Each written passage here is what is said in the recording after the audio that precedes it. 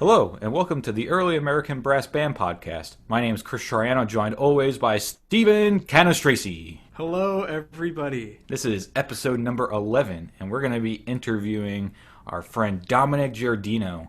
Disclaimer up front, Dominic is a clarinet player, but he has a lot of early American brass band experience and actually currently works down in Colonial Williamsburg both as a military history interpreter and as a musician.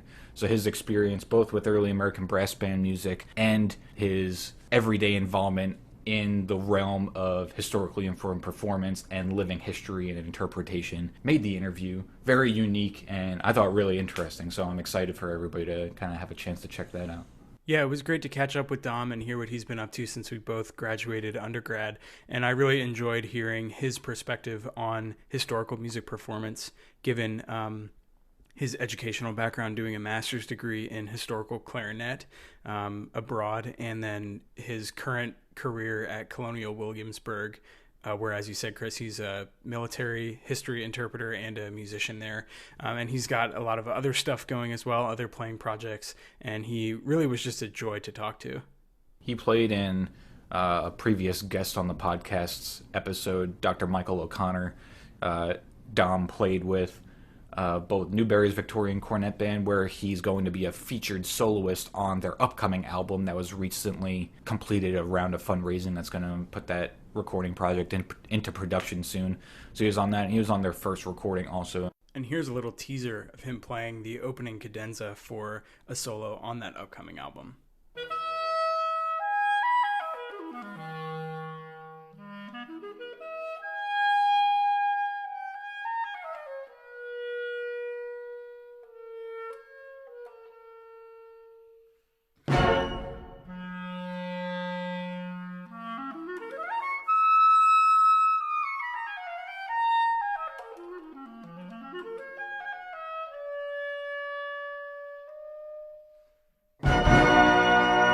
Dominic founded, when he was in high school, the Battery B 1st U.S. Artillery Brass Band down in Key West, Florida, and that's actually how he met Dr. O'Connor. So I know that they have done some side-by-side things with Dr. O'Connor's groups and that band that Dominic founded. So it's definitely a strong connection between those two guests. So before we dive into the interview, be sure to check us out on our website at www.eabbpodcast.com.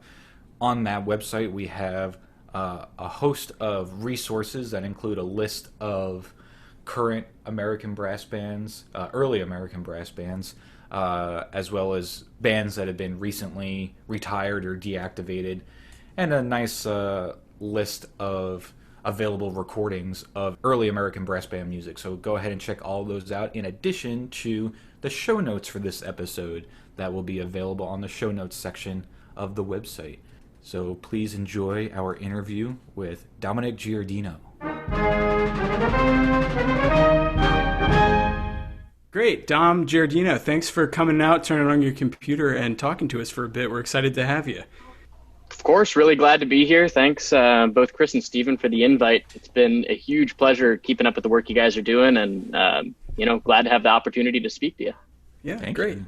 So, Dom, I know you fairly well. We were in undergrad together, same graduating class. But for the people who might not know you, could you talk a little bit about your background, where you went to school, and kind of how you got interested in historical music performance, kind of where all that began? Yeah, sure. So I was actually born not too far from where I'm currently living. I'm currently in Williamsburg, Virginia, but I was born down in Norfolk, raised in a military family, so moved around quite a bit. Ended up in Key West, Florida for high school. From there, I went to the Eastman School of Music for my bachelor's in clarinet performance. And then in 2016, applied for and won a Fulbright grant to go study in The Hague in the Netherlands with Eric Hoprick to pursue my master's in early music. So that's a little bit about my educational background. Just to clarify, all of this is in clarinet performance, correct? Yeah, so the only difference is with the Master in Early Music is it's a little bit more broad in the sense where it's sort of a combo musicology and performance degree. So it's an applied degree on historical instruments, but sort of going further into research techniques and research skills to help inform techniques or playing styles that would be associated with, say, 18th or 19th century technologies. So it's a bit of a deeper dive into, it's funny because we like to call it niche, right? But really what we're looking at is straight up 200 years of music history, which really all we're excluding is the 20th century and 20 years of the 21st century. When you were doing the instrumental work in your master's, what types of instruments did they have you branch off on to play hands-on? Yeah, so the biggest instrument that we deal with is historical clarinetists when we're studying our 5-key clarinets. These are what would have been familiar to Beethoven's sort of early compositions, but primarily people like Mozart, Haydn. Basically anybody between 1760 and 1810 was writing for 5-key clarinets. Other than that, though, basset horns, you branch into later 19th century clarinets like 12-key clarinets or 13-key clarinets, such as Mueller system, or actually even the later 19th century instruments that I play are some more sort of not advanced, different systems, 12-key Clinton system clarinets, and then also some earlier stuff. So Baroque clarinet, which a lot of people don't really, I think, realize there's a difference between Baroque clarinet and then chalumeau, which a chalumeau is not a clarinet, but is a single reed Baroque instrument that existed at the same time as a Baroque clarinet. The biggest difference really being a chalumeau is kind of a much more vocal instrument. It doesn't really sound very bright at all. It was most commonly associated with vocal music. And Baroque clarinets are, quite literally trumpets with a reed on it. It's really, really crazy. If you hear a Baroque clarinet, they were used to substitute for trumpets all the time. Gotcha. So Telemann cantatas, that sort of thing. Gotcha. Yeah, that's a cool kind of degree program where it sounds like it's almost a hybrid, of music performance and a little bit of music history. Yeah, for sure. A big part of the degree program was research. We had to have a research document in addition to our 2 recitals. So I did all of my research on the 19th century clarinetist Heinrich Berman, who actually had his start in military bands in the Prussian Empire in the 18th century, or the Kingdom of Prussia in the 18th century. So I kind of through that, I became more and more interested in kind of the development of military bands. I've always been really interested in military bands just because of how I sort of stumbled into historical performance with my work with Mike O'Connor's guys and 47th PA band. And then, of course, starting my own brass band when I was in high school. But it wasn't until I think I had time and focus to really do a deep dive into, say, early 19th century and late 18th century German military bands that I kind of got a better perspective of what I should be looking at when I'm doing my research sort of in both directions. You were mentioning that you did high school down in Key West, Florida, so I'm assuming that that's when you first met Dr. O'Connor. Was that down there? Yeah, so I met him in 2010. I want to say it was February 2010 for our Civil War days. And actually the whole kind of way that they came down there, and I'm fairly certain you all talked to Dr. O'Connor or Mike about this in his podcast episode. But, we were, for a few years, I think they were trying to talk with the Friends of Fort Taylor, which was a nonprofit organization meant to preserve the Civil War fortress that is on Key West. For those listeners who don't know, there is, in fact, a 19th century fortress on the island of Key West that was really, really important for the naval blockade of the Confederate States of America throughout the Civil War. It was one of the key points in the Anaconda Plan that linked up with Fort Jeff and then to the Mississippi. But yeah, I met him because his group came down. They were funded by the Friends of Fort Taylor to come down and do some performing and mentoring of the band that I started in the preceding spring. So in the spring of 2009, I started a brass band because I got sick and tired of fumbling around with fifes and bugles and drums, all of which I'm completely not proficient on any of those. And I said, you know what I can do? I can at least wave my arms around and have a brass band. So that's what I decided to do. Had a lot of support from the Friends of Fort Taylor, and that's sort of where that link happened. Nice. Can you talk maybe a little bit about that brass band you started? I know you said you conducted it, but what was kind of like the makeup of the players? Were they high school students that you were in school with, or was there some community pull there as well?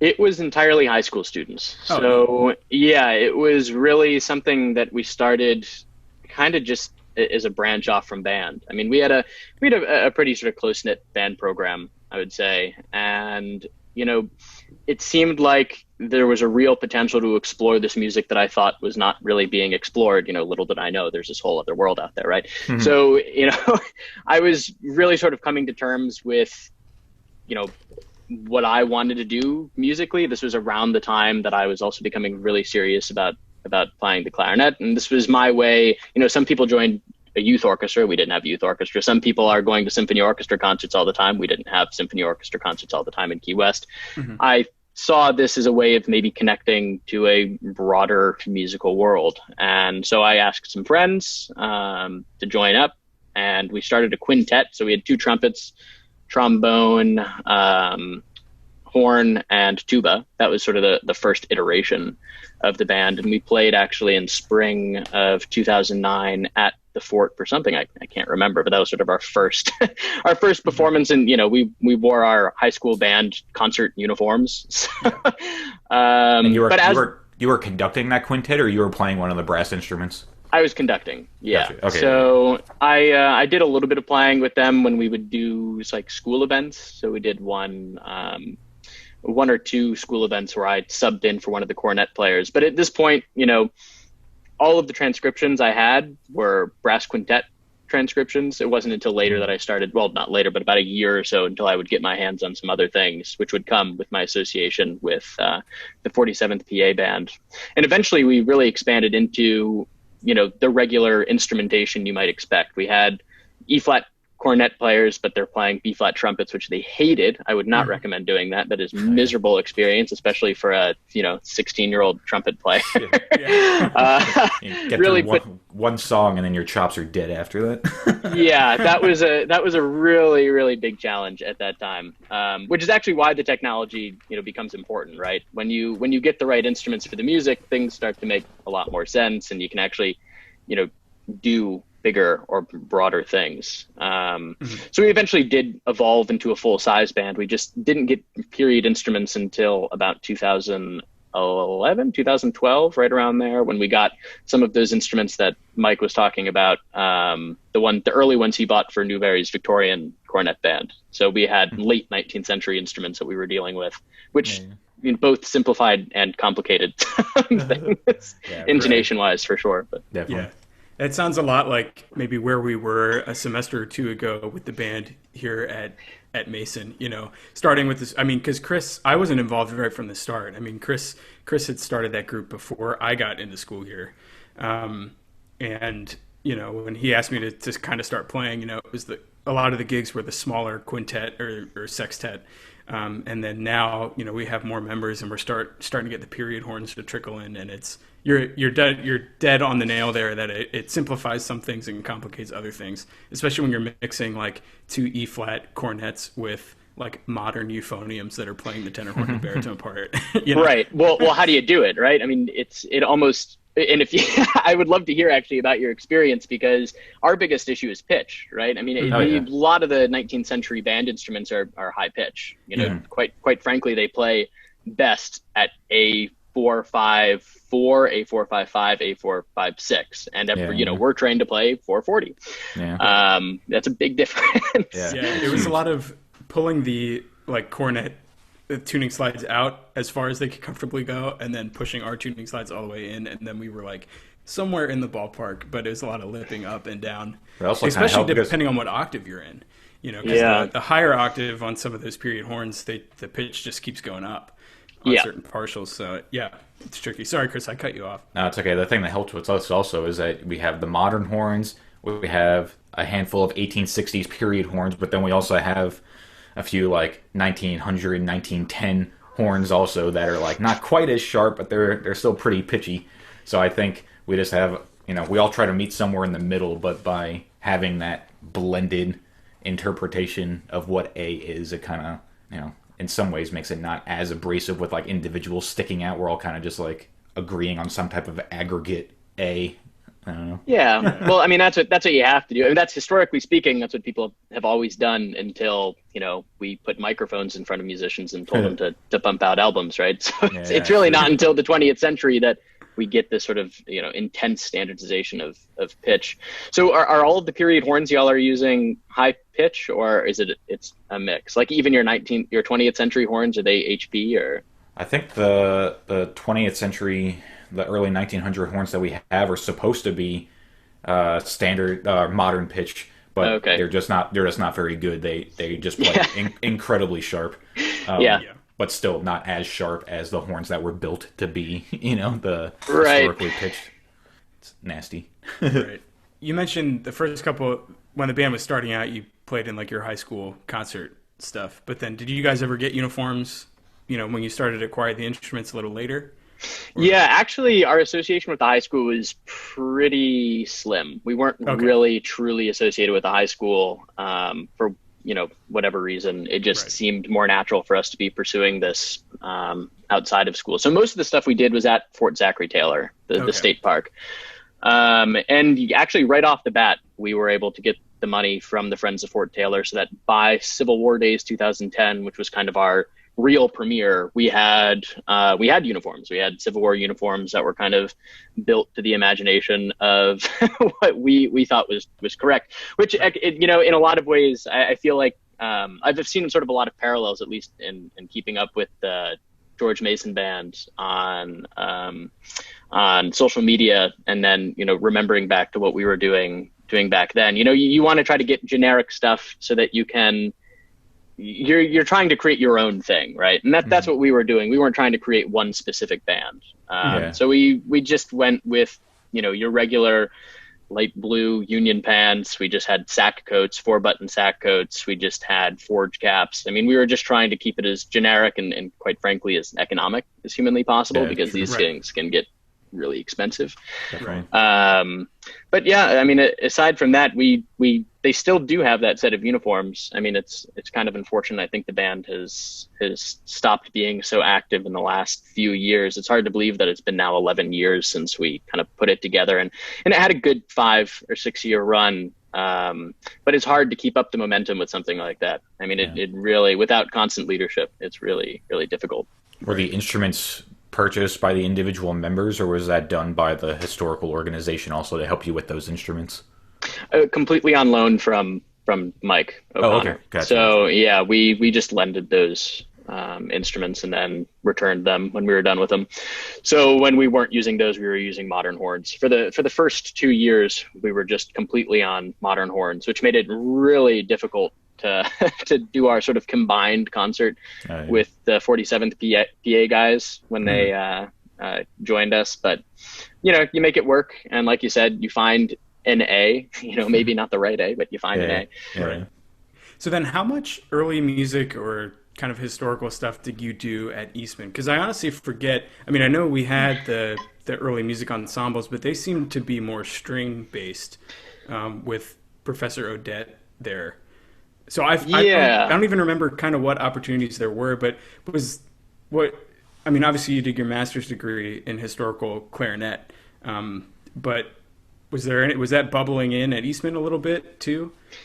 Yeah, well, actually, so this goes all the way back to, so much of what I do now, and so much of my deep dive into early music is really completely credited to people like Mike O'Connor and Douglas Hedwig and Jeff Stockham and Steve Lundell, these guys who I became associated with through my early brass band stuff. Because in 2013, it was really, so even before that, when we're talking about this Battery B First U.S. Artillery Brass Band, I didn't really realize there was such thing as historical performance. These guys in the 47th PA came down to Key West.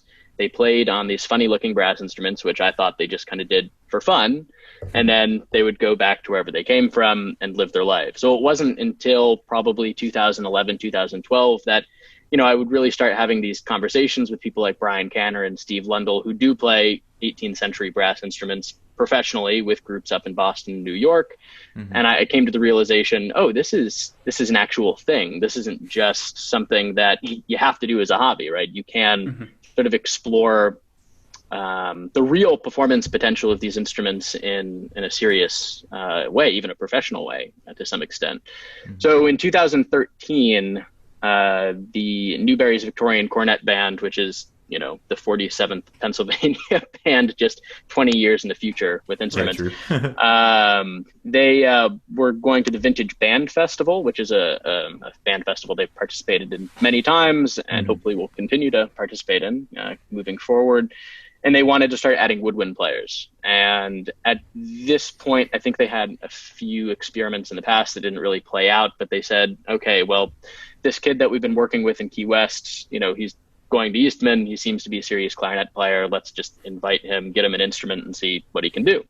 Well, they invited me. I immediately bought an instrument, which I don't recommend doing. Just buying an instrument online worked out for me. I wouldn't recommend doing it. Was that an eBay acquisition by any chance? It was actually through the Wichita Band Company. I don't know if you are familiar with those guys, but their primary service seems to be just band instruments for local high schools and stuff, but they actually collect and refurbish a fair amount of 19th century instruments. I would actually check them out if you're looking for horns. Thank you. Yeah, of course. So, I got in touch with them. I saw there was a clarinet I really wanted, late 19th century Albert system clarinet. They said, it's gone, but I'm going to Paris in a few months, and when I get back, I'll let you know what I have. This was the owner of the shop. They emailed me a few months later with this beautiful rosewood clarinet Clinton system instrument that was built between 1867 and 1884, and I just kind of jumped at the purchase. It was high pitch. Turns out being, it's really high pitch. It should play theoretically between A454 and 456 with the original mouthpiece. Oh, man. It's, in the 460s. It was really gross. It was really, I'll tell you, I wrestled that instrument like nobody's business, and I will never play on the original mouthpiece ever again for as long as I live. Wooden mouthpieces do not get better with age. That's just science, right? So I bought that instrument and joined the band in 2013 in Northfield, Minnesota. And it was great. It was a huge challenge because I'm, trying to get my pitch down to where they play. And there was definitely a big learning curve, but it wasn't, a failed experiment. In the end, we were able to make it work. We were able to find an A, negotiate an A. And a year later, I was recording their first album, which came out in 2000. We recorded it in 2014. I think it came out in 2015. Then at Eastman, really the first, to actually return to your question, at Eastman, there wasn't a lot for me to do. That's kind of why I went off on this tangent, right? Because at Eastman, in the summertime, I would be playing historical clarinets. In the, during the year, and at Eastman, I'd be playing strictly my BAME system clarinet. So there wasn't a lot going on. It wasn't until about 2015 that I got really serious about exploring early music. And again, went online, bought another clarinet, this time an 18th century reproduction, and explored some opportunities. I went to Germany over the summer of 2015 to study for a week with Concerto Köln, which is a really notable early music orchestra based in Germany. And from there, I started to have some really serious discussions with some other early music people at Eastman to try to put together some projects, most notably Perry Emerson, a flute player friend of mine, who actually works for the Boston Early Music Festival now with Paul Odette. So nice. he's doing really, really great. And yeah, we put on a sort of what we would call a festival in 2016 of some early music concerts and some early music adjacent things called the Gibb Street Symposium. But really at Eastman, that was sort of the extent of the possibilities there. Other than that, I had the opportunity to do a few coachings with Malcolm Bilson, who's a notable forte pianist, perhaps the George Washington forte pianist in America. He lives down in Ithaca, but we have a forte piano at Eastman, and I actually did some period playing on my senior recital. So, it really was all completely sort of self-sculpted stuff. You were completely right, Stephen. All of the early music at Eastman is string and plucked string based. And that's, it's kind of out of necessity. There's some Baroque oboe, but really when we're talking about the early music stuff, it's what we would conventionally consider early music. It's not 19th century or late 18th century music. Well, that's part of what my doctoral research is focusing on, this idea that early music at the university college level is basically just Baroque ensembles, and it could be harpsichord or sometimes organ work, but yeah, a lot of times it's a string ensemble. My fiance Jenna was fortunately able to get a hold of a Baroque flute and play in it during her master's on Baroque flute, but yeah, again, it's mostly a string ensemble. So this idea of trying to get wind players, euphonium players, euphonium players need all the gigs we can get. So 19th century brass, when growing up hearing my dad play that type of music, and now looking around wondering why the heck I picked to play euphonium professionally, there's possibly something there, and trying to get that type of exposure in at the college level, I think, is definitely something that we should explore and try to get a little bit more of. Yeah, well, I mean, I'm totally on board with you there, because if there's one place that it really can happen, is at the college level. I mean, when we're talking about early music, the scene in America is, we have a fairly sophisticated early music scene here, but it's nothing like, we don't have competing orchestras like they have in say Germany or the Netherlands. It's very difficult, I think, for people post college to get their hands on these things and explore them in a really serious way. So I really admire the work that y'all are doing in that sense, is giving people the insight and opportunity to get their hands on historical instruments, to explore historical techniques. Because like you're saying, early music applies to everybody in a sense. And most of the instruments that we play in the modern orchestra are from the 1850s. I mean, the clarinet that we play today was patented in 1843. So it's not like we're playing modern instruments. I enjoyed I think it was the 4th episode that you guys really got into the weeds with the development of the euphonium. And yeah. There's 2.5 hours in. Right. There's certainly a lot of different directions you can take and a lot of different sort of technologies to look at here. But if you haven't read the Bruce Haynes book, The End of Early Music, it's definitely something you should get your hands on, because his definition of early music, which I completely subscribe to, is basically everything before the recording era. I mean, early music is just an exploration of musical languages that we've lost touch with. Yeah, that's true. I mean, that's a good way of thinking about it. I haven't thought about it that way, but that totally makes sense. I'm curious, with your experience with 19th century brass music in high school, that hands-on experience, were you aware, or did you dive into Eastman and Frederick Fennell's influence on that time period music while you were at Eastman by any chance, or was that not really something that was on your radar at the time? It really wasn't on my radar so much. For whatever reason, it just kind of didn't resonate with me, right? I mean, the whole reason why I went to Eastman was I became obsessed with the Marine Band when I was like, I guess 12 or 13.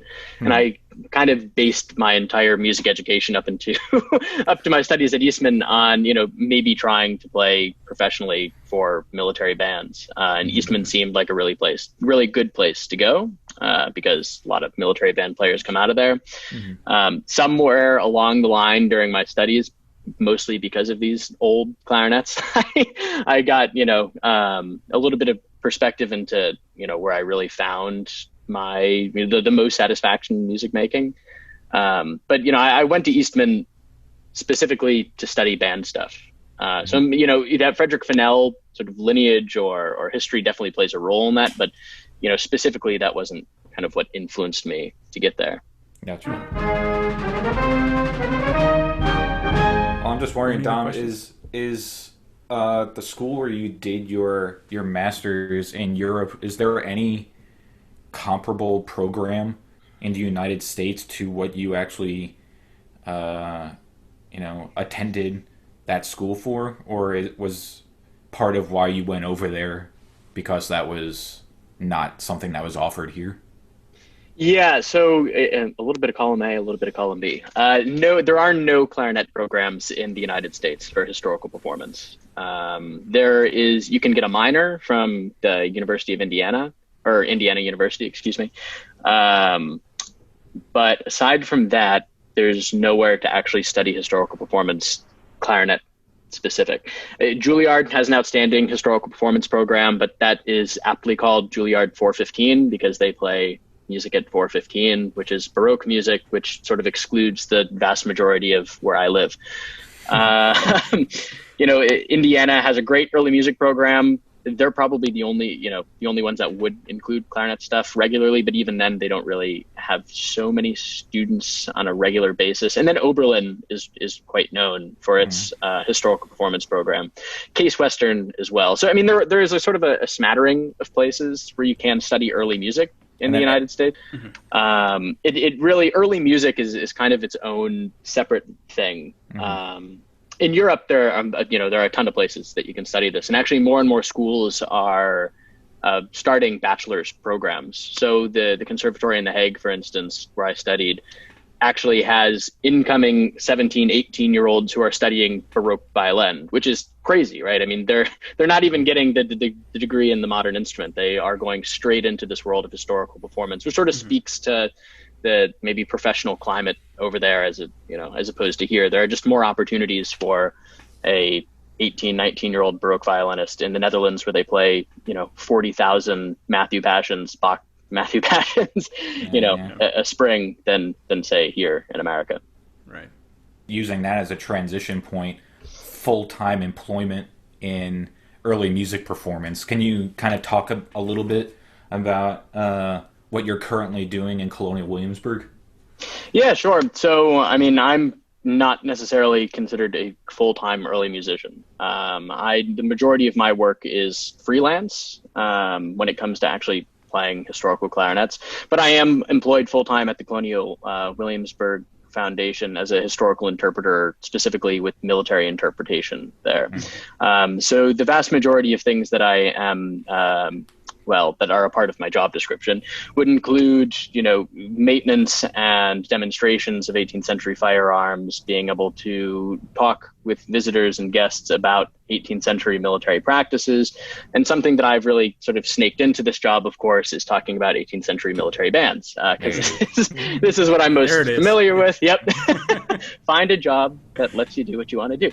So I do a lot of that kind of talking, or I guess preaching at Colonial Williamsburg. And I'm also employed there as a musician. So I have two jobs there. At the evening, after 5 o'clock, I put on a different costume and I take out my clarinet and I get paid to play.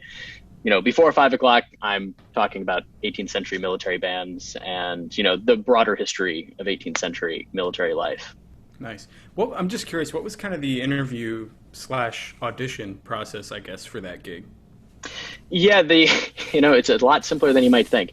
So when I interviewed for my full-time position, which is, as a military interpreter, they basically just wanted to make sure I had a good grasp of sort of the historiography and the history of the American Revolution, the history of 18th century America. When I auditioned for my sort of night gig, actually, they found me on Instagram, which is a really funny thing. So that's, with Colonial Williamsburg, it's really been a really internal early music scene for a long time. They've had a group going all the way back to the 1970s. They actually do have a full-time Baroque band there, but they play Baroque music. Is that the church that's on the main street there where they host those concerts?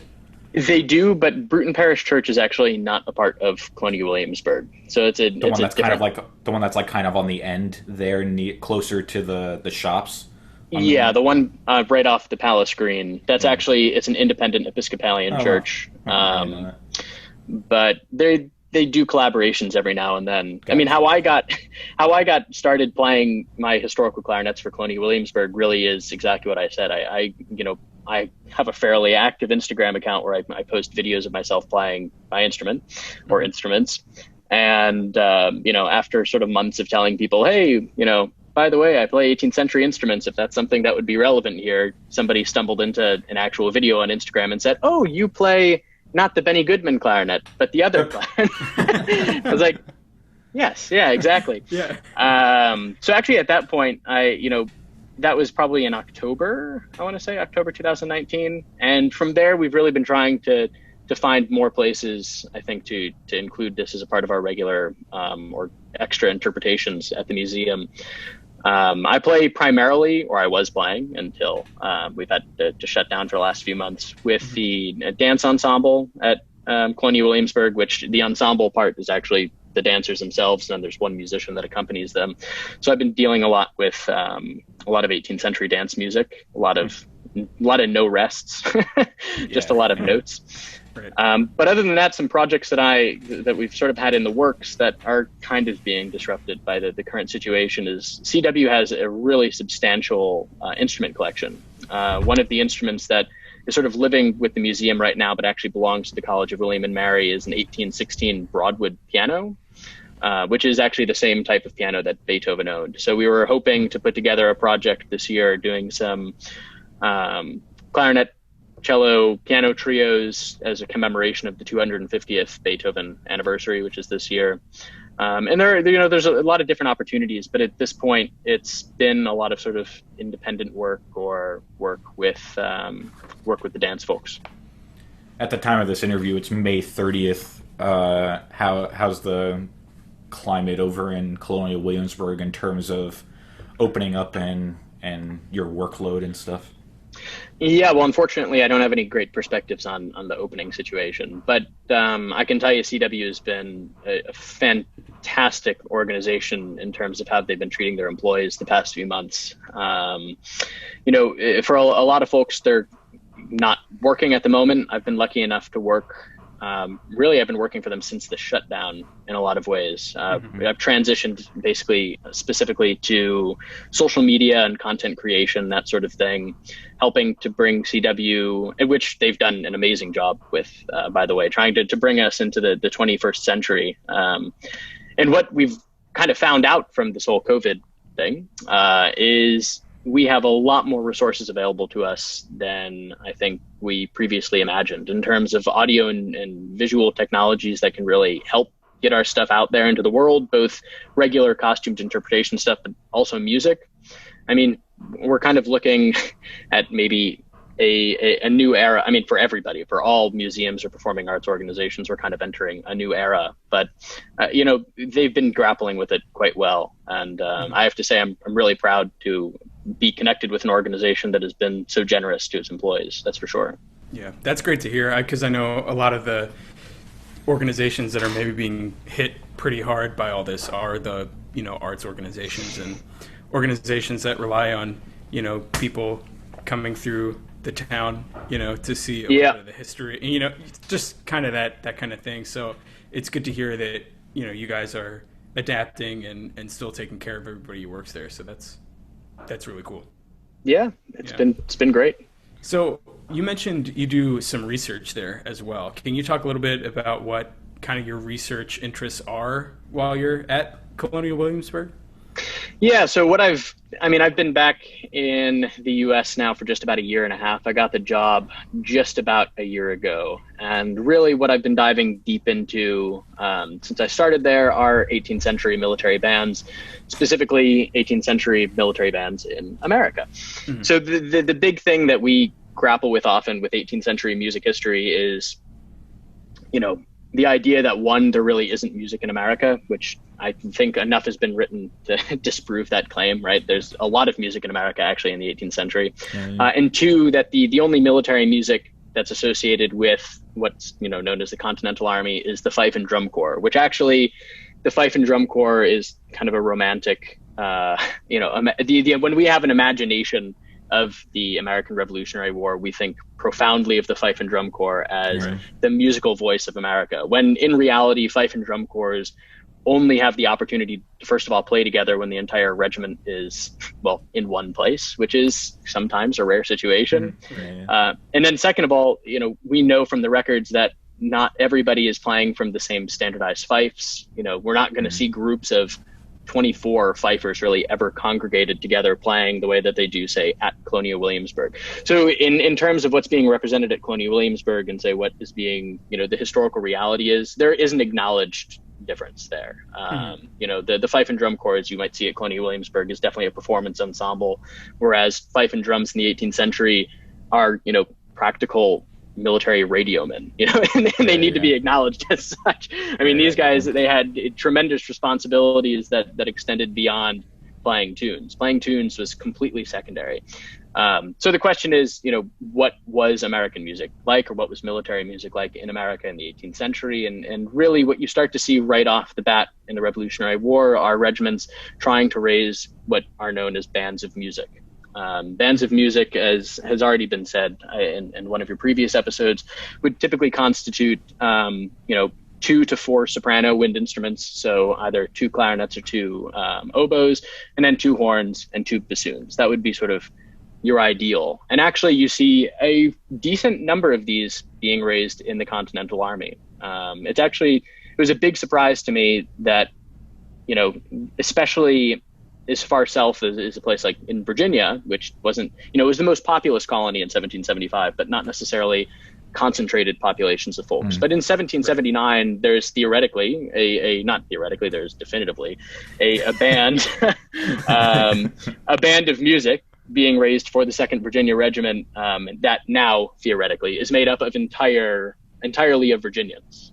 Gotcha. So this would be really the first time that we would experience a military performance ensemble raised entirely from Virginian men, which is, I think, pretty extraordinary. 1779 is pretty early, especially when you look at the previous history. There's not a whole lot going on with clarinets in Virginia before that point. So I've been really sitting with Colonel Febger's 2nd Virginia Band and spending a lot of my time researching that specific group. Where's that research happening? Are you going through the Library of Congress? Is there a local library that has a lot of this kind of stuff?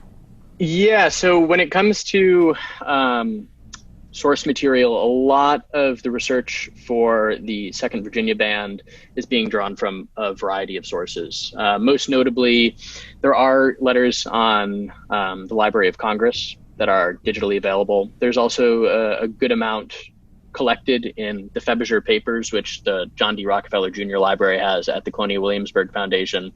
But then also, perhaps the most enlightening resource that I've been able to dive through is Fold 3. I don't know if you guys have done much diving through that. It's a database through Ancestry.com. But through Fold 3, I was actually able to find the rosters for this band from 1779, 1780, 1781, and 1782. So I could tell you, which previously hasn't existed, but I could tell you the names of everyone who was a part of this organization, who was a part of this band. And now the nitty gritty part, which I enjoyed. Is it Dr. Jenkins was in your 4th episode? Yes. And he was talking about, being able to look at all of the names in the Marine Band, in the 1790s or in 1810 and not being able to tell what these guys are playing, right? I'm in the same situation. So I'm looking at all of the players in this band, and I can't tell you what any of them played. But I can tell you there were 4 clarinet players, there were 2 bassoon players, and there were 2 horn players. And all of those guys... It's like a game of Guess Who. You have like a bunch of faces and... yeah. It really is. Putting them down one by one. Yeah. I mean, and you kind of get into the weeds there. You sort of have to ask yourself, and I was dealing a lot with this in my master's research in The Hague as well, how important is personal biography?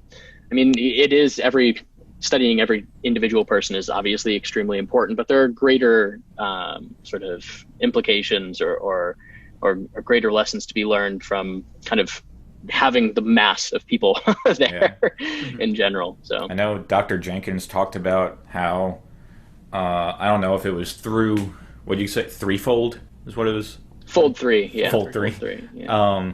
But I do know that he did purchase an Ancestry.com account, and with the roster that he had, I guess it wouldn't be Fold 3, he had the roster through the Marine Band already, through their records and stuff, and then he actually used Ancestry.com to find the living family of these people, and he would just reach out and ask them. You're like, oh yeah, I have a picture here they are. He's like, oh, I guess that was the euphonium player kind of thing. He was able to like compile these biographies and fill out his dissertation that way. But then in some other cases, he had a biography fleshed out for one of these musicians, and he reached out to the living family to see if they had a picture, and they're like, yeah, we knew that he was a member of the family, but there was this big falling out, and we don't really know anything about him. So Dr. Jenkins was able to like fill in a gap of their family history for them, type of thing. So that's amazing. Yeah. He also told a story in one of the studio classes about how he was able to like rescue a recording of. I forget who the euphonium player was, but he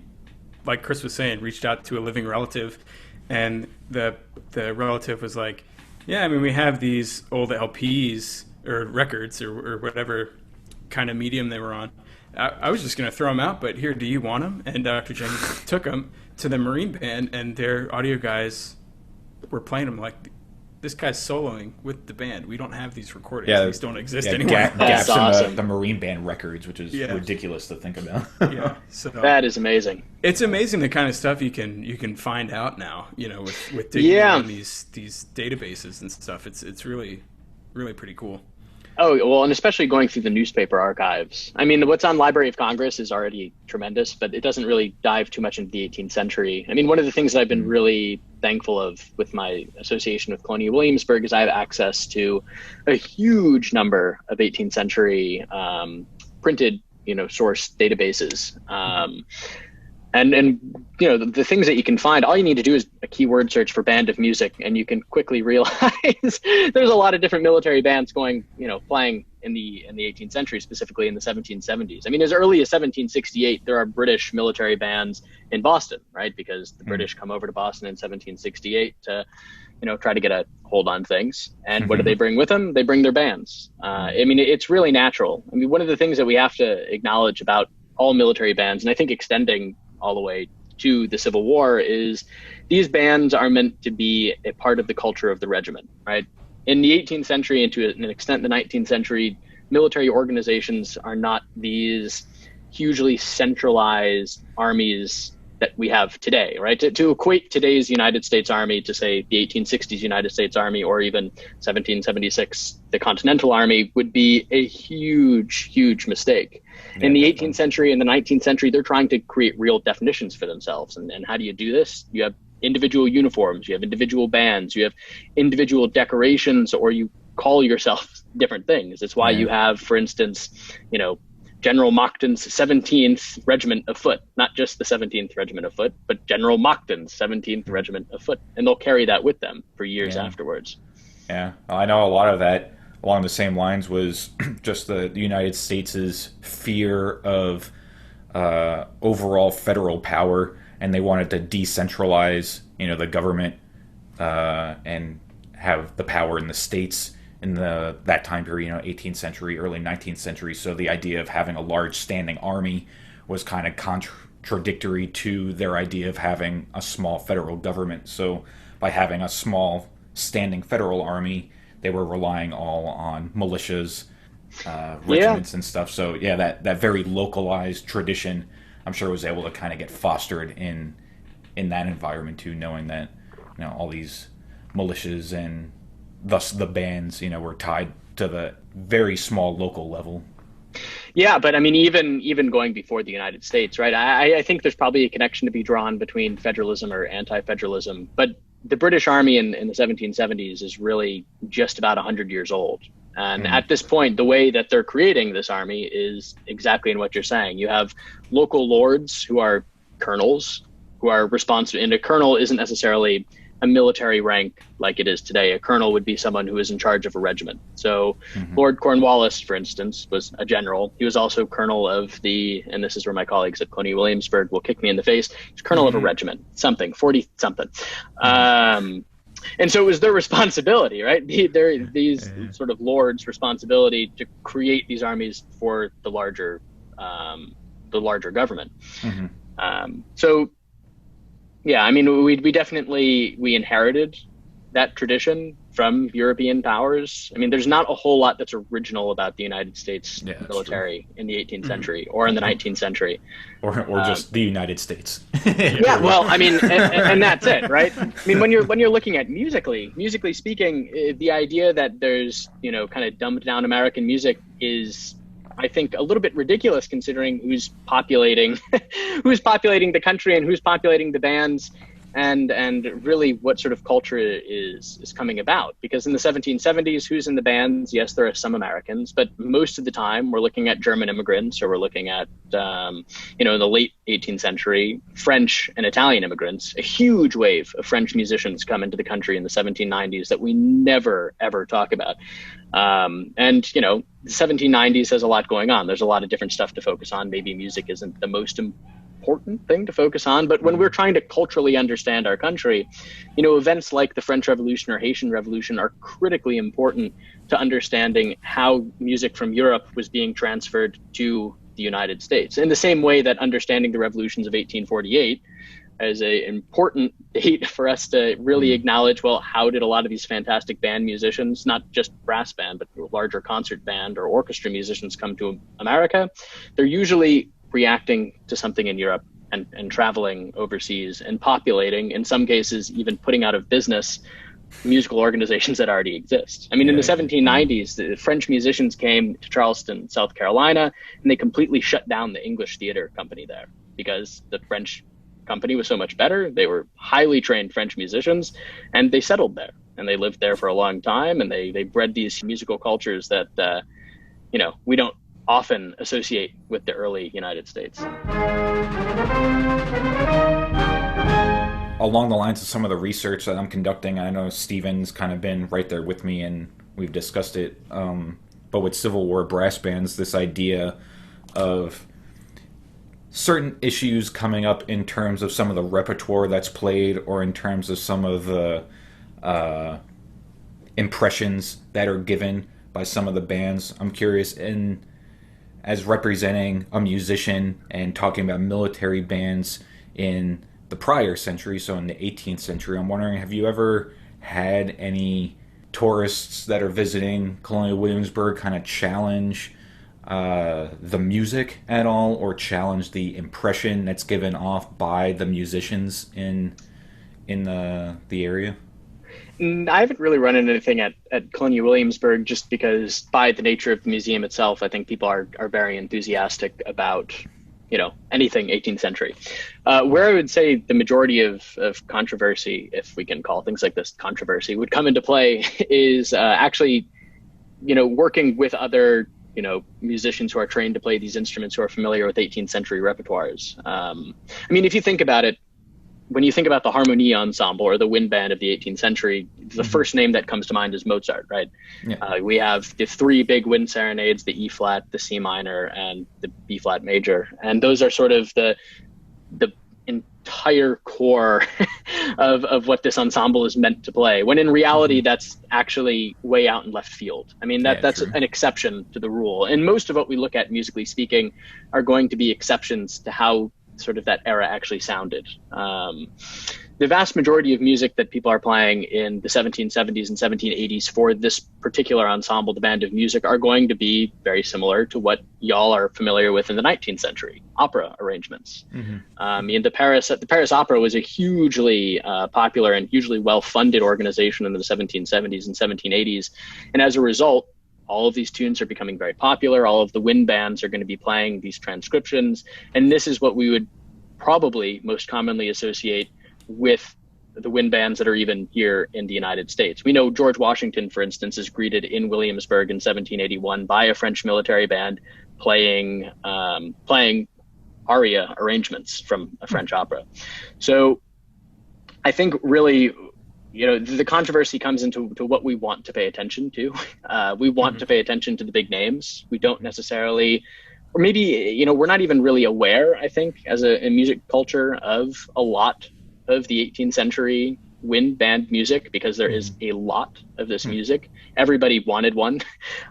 They were the cool thing to have. I mean, Thomas Jefferson writes a letter in the late 1770s to a friend in Italy, basically saying, hey, things at Monticello are going fine. Yeah, the revolution's happening, but it's kind of a stalemate. What I could really use at Monticello right now is a band of music. I would really like to have 2 oboe players, 2 bassoon players, 2 horn players, and 2 clarinet players to help sort of, give Monticello that extra spark that I think it needs. By the way, if these guys can also be gardeners, chefs, etc., that'd be fantastic. So, I mean, everybody is looking for these musicians. And what that letter, I think, does really well is it sort of outlines the status of musicians in 18th century, Europe and America. The fact that musicians up until this point, and for the vast majority of the 19th century, are craftsmen, right? They're meant to be of a servile class more so than a, up on the pedestal performance class of musician that we would regularly associate today. For sure. there's definitely a past to be grappled with here. I'm not sure the music, and musically speaking, there is a huge part of it. I don't think the vast majority of stuff that we're dealing with maybe is as dark as it could be made to be. But if you look at the first album that we recorded with the Newberries, we have a piece on there called Plantation Echoes. I mean, that's not super PC, right? And it's just a part of understanding this history, right? Is grappling with these big questions. I mean, if you didn't perform music that was either written by people of great controversy or that wasn't controversial, we'd be kind of depriving ourselves of the historical insight that is probably necessary, right? Yeah. You're going to find controversy in every rock that you lift up. Now, how you handle that controversy is a different story. Yeah, well, I guess some of what I was trying to prod a little bit, and some of what I was trying to leave with a question earlier in the episode in terms of audience receptiveness to some of the music that's being played in Colonial Williamsburg. Like a year or two ago, there was a committee formed to research George Mason as a person and see if we should change the name of the university. And they decided not to, but they decided to add and are in the process of building artwork in the main center part of our campus where the George Mason statue is, titled I don't know what the exact title is, but it's Silhouettes of Children, and it's supposed to represent the slave children owned by George Mason. Yeah. And they're using that as a way to kind of contextualize and be upfront, but to not hide that aspect of who George Mason was, despite being a founding father, But they're doing the same thing at the University of Virginia, actually, which is a school that Thomas Jefferson founded. Right. And they're in the midst of a big project right now to have more representation of the enslaved peoples that were responsible for actually building the school. At Colonial Williamsburg, we grapple with this a lot. But really, and I'm not an expert in this, and I don't claim to be an expert in it at all. But in the way that we see slavery in the antebellum period in the 19th century, it gets very complicated for probably the biggest reason is the abolition of the slave trade in the 1820s. I want to say the international slave trade in the 1820s, and so it becomes an internal economy. In the 18th century, slavery is a horrendous institution. But one of the things that we start to see culturally is and because of things like exoticism, which are, again, a terrible sort of creating stereotypes of people, not from Europe, is you'd actually have Africans being brought into bands as percussionists because they were much more skilled than, say, European percussionists, or were seen to be much more skilled as European percussionists. There's actually a fair amount of musical history with Africans in 18th century Virginia, for sure. But one of the things that we do at Williamsburg is we also have an 18th century African-American music interpretation where they do traditional sort of African dances and African music and try to highlight that part of the history. But, one of the big parts of my research at CW so far, in addition to doing the band research, is doing bugle research. But, in the 18th century, it's not just the fife and the drum that are really important to field music. It's also the bugle and the trumpet. And the trumpet and the bugle are different things. And the bugle is not the type of bugle that we would commonly associate with the 19th century. In fact, there's a lot of mystery surrounding what a bugle is in the 18th century.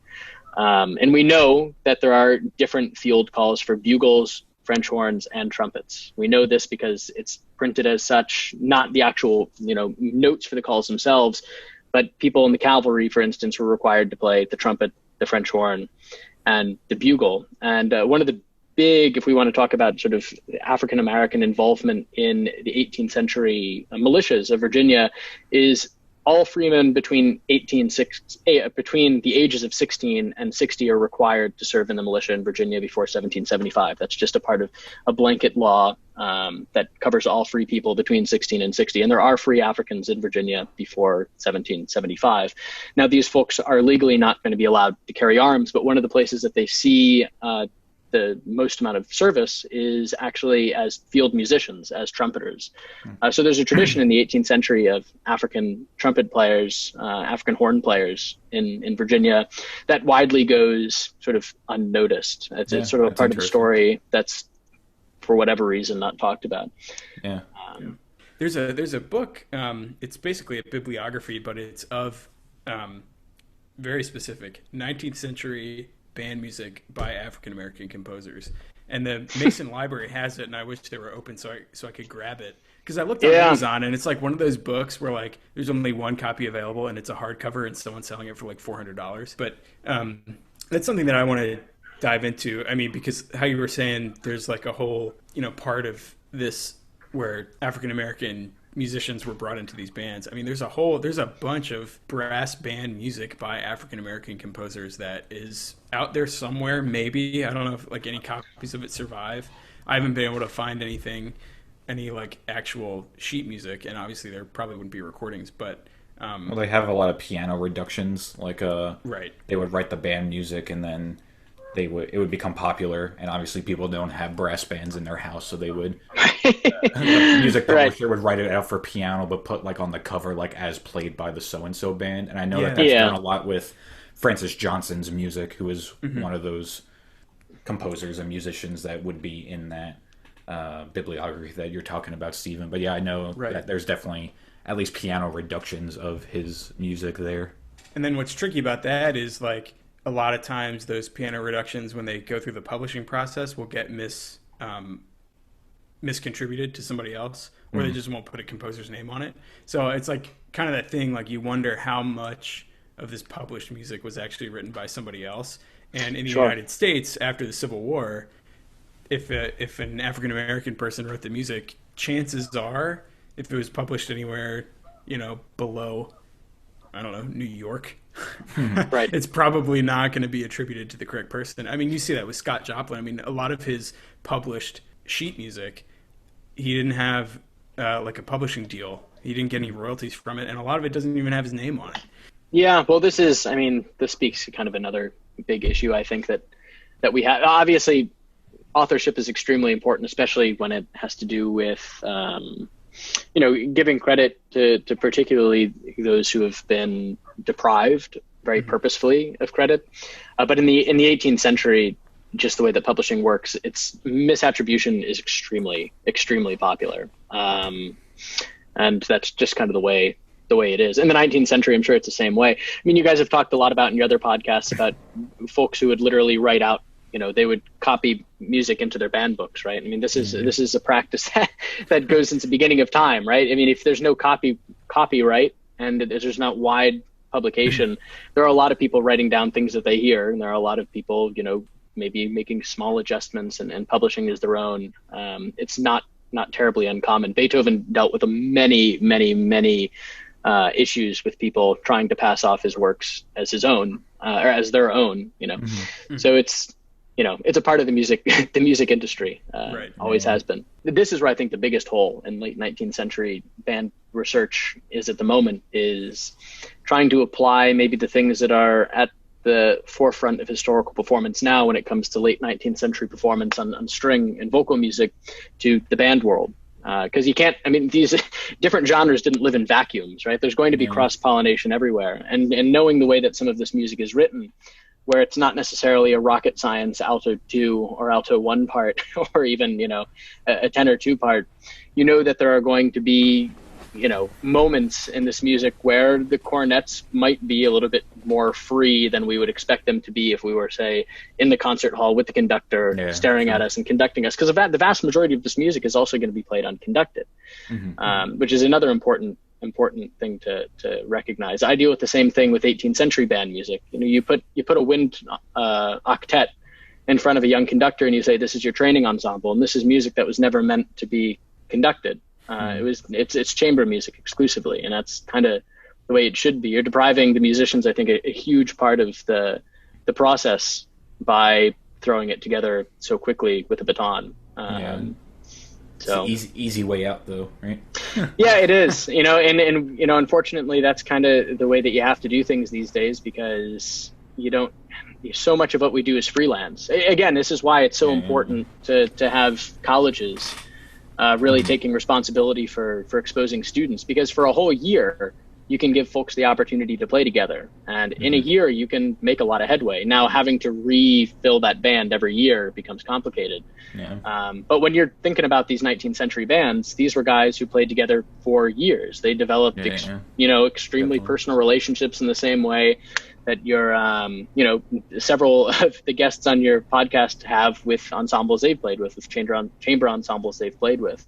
So it's another big issue that we face, I think, in the world of historical performance, and particularly in sort of the more niche stuff in the 19th century world, is how can we develop relationships amongst players to put something out there that might actually be representative of what we're trying to do. I know that's kind of a sort of a philosophical question about it, but the whole idea of throwing a band together for one concert is, I don't think, super historical. Even with minimal rehearsal time that they had in the 18th and 19th century, they were all players who knew each other, who played together constantly and were familiar. Yeah. Great. Well, thanks again for chatting with us today, Dom. We always laugh at this because a lot of people's gigs have been canceled or postponed with the current situation, but let us know kind of what you have going on, had going on, or hopefully will have going on in the near future. Yeah, so, the next few years, who knows what's going to happen, right? But I would encourage you to check out actually another friend of mine's podcast that I did a little bit of a recording for a few weeks ago. That's going to be coming up here in the middle of June. I think they're going to start releasing episodes, and it's a podcast called Music Box Concerts. So it's definitely interesting if you have any interest in listening to me talk a little bit more about historical performance and specifically playing things like the basset horn. I do a lot of talking about that. Otherwise, when things open up at CW, please come on down and visit us, and we'll have a lot of precautions to make sure everyone's safe. That's for sure. I was scheduled to do a residence at the University of Virginia next spring. We'll see if that happens, but if you're in Virginia, keep your eyes peeled for that. And another thing with Colonial Williamsburg is we have, hopefully, as I mentioned earlier, our Beethoven 250 project is not completely dead because of Corona. So keep your eyes sort of on Colonial Williamsburg, and you might even see some 19th century instruments that aren't so colonial being featured. So that's kind of what I got for you guys at this point. We're just going to have to see, what comes of all of this Corona stuff. But hey, thanks for offering this, and not even a distraction, but just this amazing opportunity to dive into this world during this time. It's been a real breath of fresh air, that's for sure. Thank you, Dom Giardino, for speaking with us on the Early American Brass Band podcast for episode number 11. As I think we might have mentioned in the episode, I've been talking to Dom for over a year now, just corresponding through Facebook and email and stuff. It was really awesome to get to meet him, quote unquote, through Zoom for the first time, but actually get to speak with him. He was a really nice guy, and as we mentioned also, Stephen, I know that you've known him for a long time, having been friends with him through Eastman and stuff, so thank you for making this connection. Yeah, great. Yeah, it was great to catch up with him, and as everybody heard, he's very thoughtful and very well spoken about the things he's researching and his experiences. So we were super lucky to nab him for an episode. If you liked what you heard, you can come hang out with us on social media. We're everywhere on social media. Everywhere. Right. Yeah, and up on social media, particularly Facebook, Instagram, and YouTube, we excerpt some of these things, and we post some things that didn't make it into the episode proper. So the best way to ensure that you're hearing everything is by following us everywhere on every platform. You could just search the Early American Brass Band podcast and we'll pop right up, and give us a follow, give us a subscribe, a review, a thumbs up on whatever platform you are. We greatly appreciate that. This episode's featured album is the third and final Civil War brass band CD by the American Brass Quintet.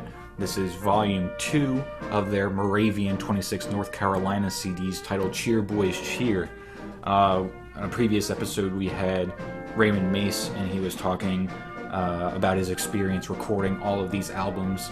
And this is the third of the 3 and the second of the 2. Well, obviously it's going to be 3 of 3 and 2 of 3. It's the last one. It's the last one they did.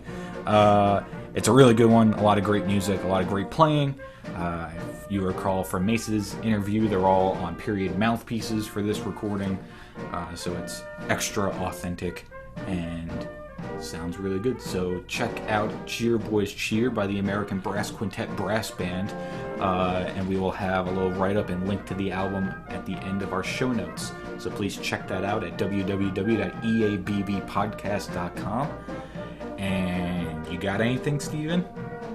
No, I'm good. All Hope right. everybody's staying safe. Yeah, definitely. Thank you so much for tuning in. We'll see you next week.